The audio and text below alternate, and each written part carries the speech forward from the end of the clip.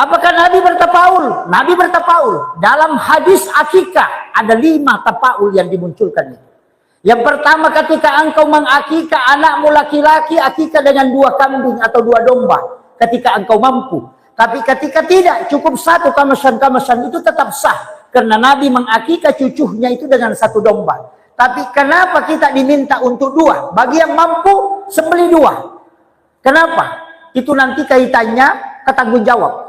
Makanya pembagian warisan laki-laki juga dapat 2, perempuan dapat 1. Mengatakan Islam tidak adil. Oh adil Pak, suruh menikah. Ketika istri dapat 1, suami dapat 2. Makanya ketika dia menikah dapat 3. Suami yang dapat 2 ketika dia menikah dapat istrinya 1, dapat 3 juga. Maka nanti sempurna ketika menikah. Kan itu aja kuncinya Pak Bu. Di mana tapaulnya akikah? Nabi katakan, ketika kambing atau dombanya tidak sama besar, maka cukup 1 yang kau masukkan untuk akikah, yang 1-nya kau sembeli untuk sedekah. Karena siapa yang mengakikah anaknya dengan 2 kambing yang tidak sama besar, maka nanti anaknya tidak bisa berlaku adil.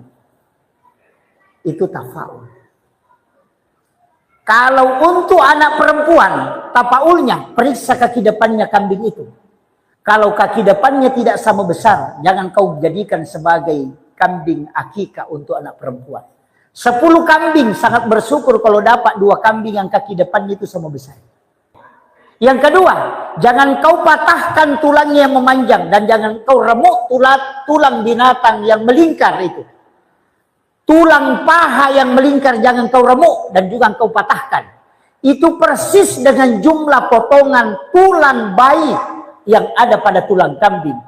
Ketika tidak ada tulangnya yang patah, maka anakmu tidak akan patah tulangnya hingga dia meninggal. Dan itu dijamin oleh Nabi. Makanya kalau sembeli akikah, itu diambil dagingnya, jangan dipotong tulangnya. Kita biasa lihat itu, ada yang mengambil itu hanya dagingnya saja. Kemudian kulitnya dipakai bungkuskan tulangnya, kemudian ditanam supaya anakmu tidak kena penyakit kulit. Kemudian yang ketiga, apa tapaulnya akikah? Ketika engkau melakukan akikah, maka masaklah dengan masakan bumbu yang manis, jangan kau kasih bumbu yang pedis, supaya anakmu ini selalu dicintai orang dimanapun dia berada.